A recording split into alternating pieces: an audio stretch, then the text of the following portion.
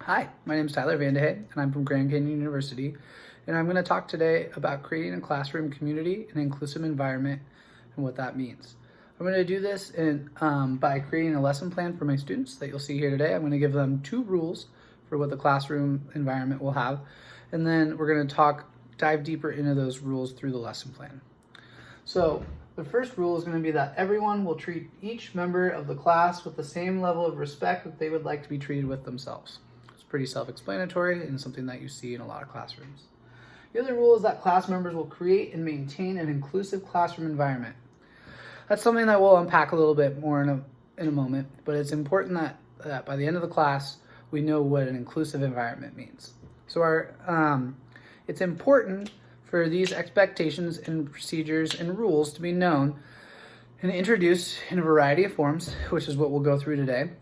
We're going to create an engaging assignment for students that promote critical thinking on these subjects, which I'm about to go through. And then we're going to reinforce that and intervene as needed as class goes on throughout the rest of the term. The assignment today is that I'm going to have students identify what these rules mean to them. I'm going to have, and then in groups, they're going to create 2 examples of how to and how not to go about these rules.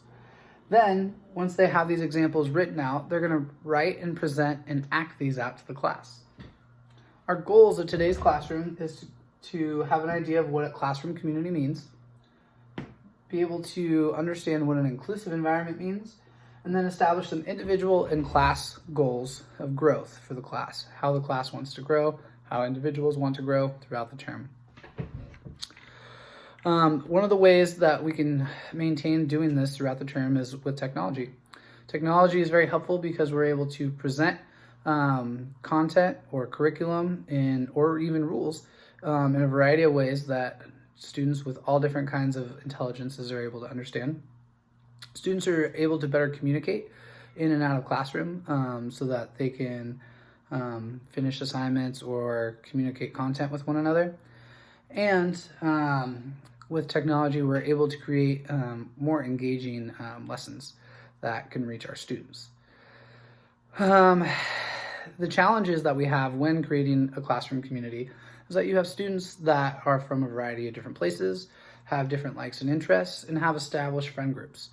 So it's important when we're trying to create this classroom community that we recognize that those things are coming into play for us, and we strategically plan lessons or plan ideas, plan seating charts, set up the classroom in a variety of ways that basically helps these students break through that mold and create that community.